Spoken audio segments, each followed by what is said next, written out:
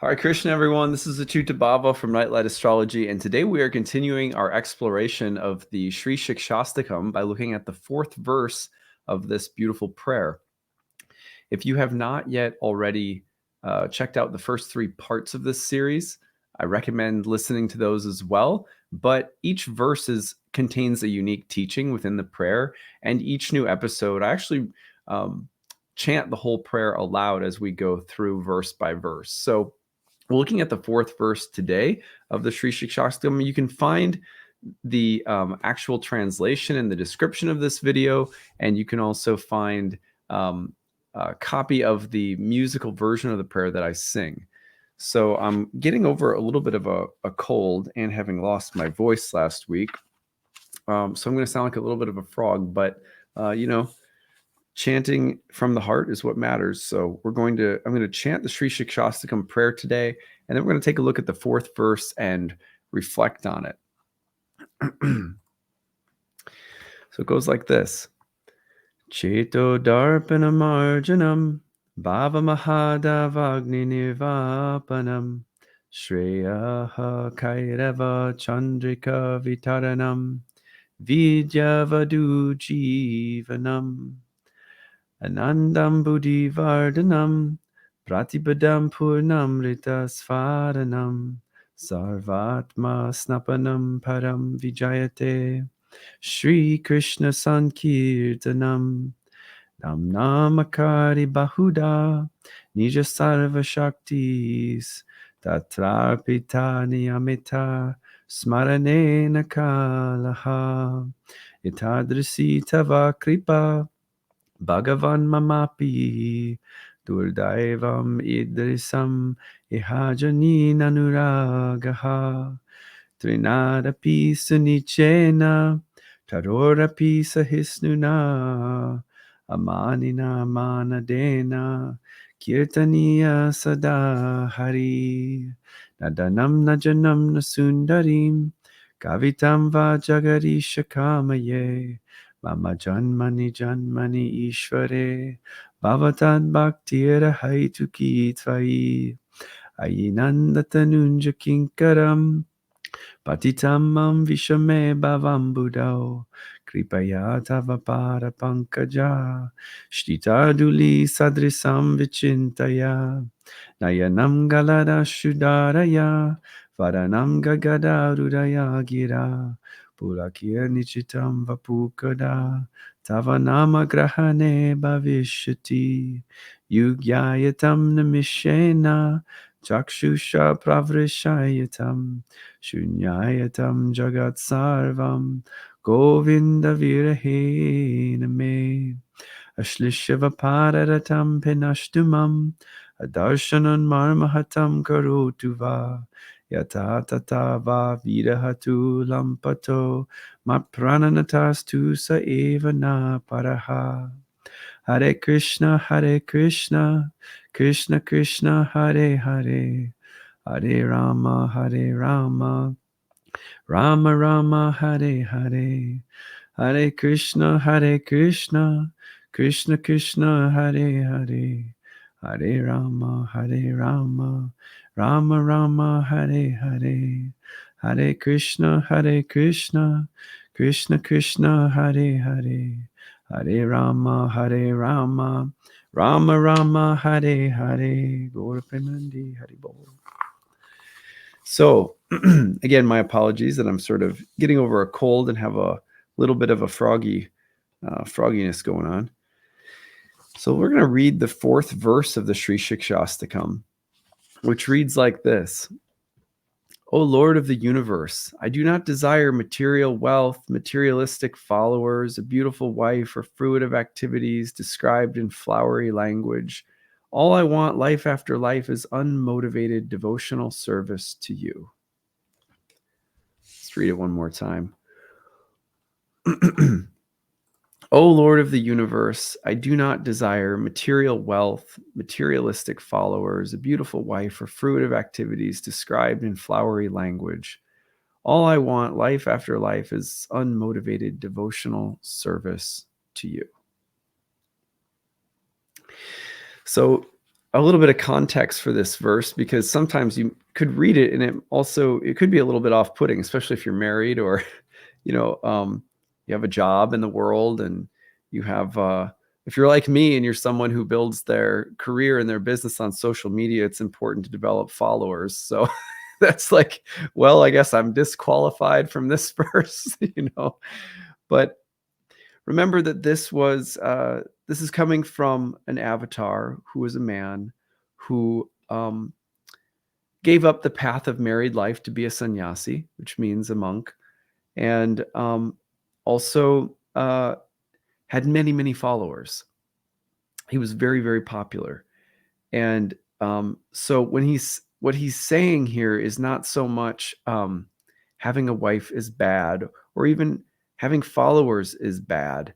And he goes on to say that he doesn't want fruitive activity. What does that mean? Let's look at this verse again. Let's take it piece by piece. I don't desire material wealth. So first of all, he's just telling God, like, hey, God, look, I'm not here to get rich. And then he says next, he says, I'm also not, I have so many people who follow me around, but I don't really care. I don't care. I'm not here for the followers.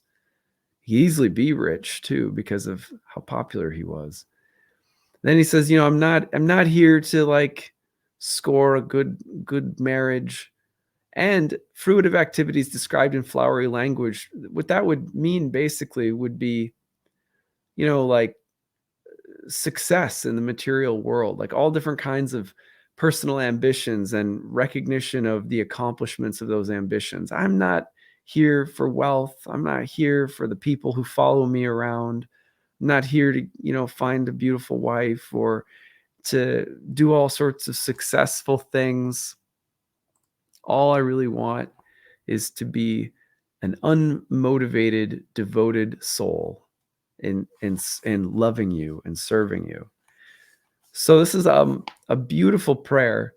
And again, I've never once heard any of my teachers use this line in this prayer to condemn married life or having a job. Or, I one time asked my guru, I said, I have to build followers to make sure my business works, and I put food on the table and all that. I have to make sure there's likes and follows, literally. It's like, am I screwed? What do you think? And he was like, no, that's not the spirit of this verse. The spirit of this verse isn't one of condemnation. It's one of a soul privately singing a prayer to God about saying, look, I just don't want anything else but you. Now, this was a monk, but not all of us can be monks in day-to-day life, but we can be monks in spirit. A monk in spirit means that whatever we have, we're not attached to. We're not saying, well, this is what makes or breaks my happiness, is I have successful children, or that I'm have a great marriage, or that I marry somebody wealthy, or that I'm very accomplished or very well educated, or that I have something here in this world. The only real wealth of the soul in this world is to be someone that loves others very deeply, that has compassion for ourselves as well, that has forgiveness and tolerance and mercy, and who walks humbly and who loves deeply. And our success in this lifetime is not measured by what we have or who likes us ultimately, who gives us the thumbs up or anything like that, but rather how deeply we commune with the divine presence in ourselves, in nature, in each other, and how much we care for one another. That by extension, loving God means all of those things. And so what I love about this verse so much is, first of all, it's again remarkable. Even God likes to pray. This is God praying. So God likes to pray. And what kind of prayer is God praying? One of being absolutely in love with God. And that is not, in a weird way, it could almost sound like, what are you, stuck on yourself? You gotta come down to earth, incarnate in avatar form, in the form of a devotee of God. Why would you do that?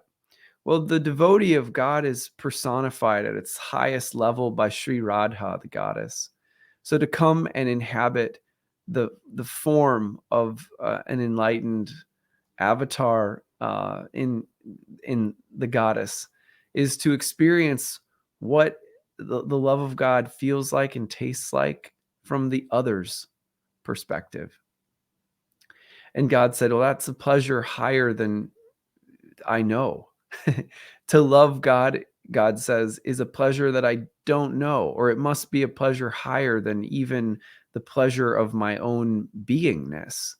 To love me, I don't know what that is. So let me experience it by incarnating as a combination of Krishna and Radha, which is to say, to come to earth to experience what it's like to be a devotee of God and to just completely absorbed in the ecstasy of loving God. And for God, in Bhakti, we say that's a pleasure that even God wants to experience. That's why we say in this series, I'm calling it Even God Likes to Pray. It's an acknowledgement of how beautiful it is to be in our position, that it's not just a position of subservient or submissive, you must love God because God is high and mighty.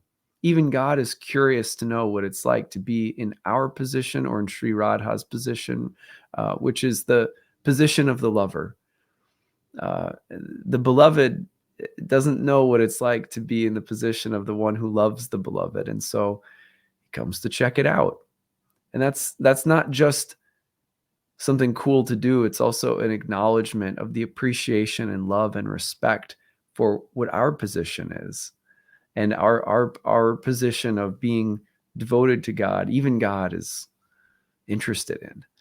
So it grants dignity to who we are, to each, to the unique place of each heart that loves. So, yeah. So this prayer, here's a man who's a monk who's got tons of followers. He's very popular spiritual teacher. And he's in this prayer, he says, "Oh Lord of the universe, don't want the money. Followers are nice, but not here for that. Not here to, find the best wife or be really successful or anything. All I want," he says, "life after life." He's not seeking to escape or get out. He says, all I want life after life is unmotivated devotional service to you. There's another verse too, where he talks about, it's like, I'm not seeking to like escape the wheel of death and rebirth. Like if that happens, it's like, fine, but I'm just here to love you. Like wherever you send me, whatever happens, if I'm reborn again or not, I don't care. Just please, my prayer is like, keep me loving you, keep me connected to this love. So anyway, it's a beautiful prayer. I love this verse a lot. It really speaks to my soul. And if you want to find out more about the prayer, you can check it out in the link to the description of this video, or also the kind of the froggy version of the prayer that I sang, a much nicer version, is you can also find in the description of this video. All right, well, that's what I've got for today. I hope you guys are having a good day. Bhakti Wednesday rolls around. It gives you a little extra spiritual boost. All right, that's what I've got. Hare Krishna.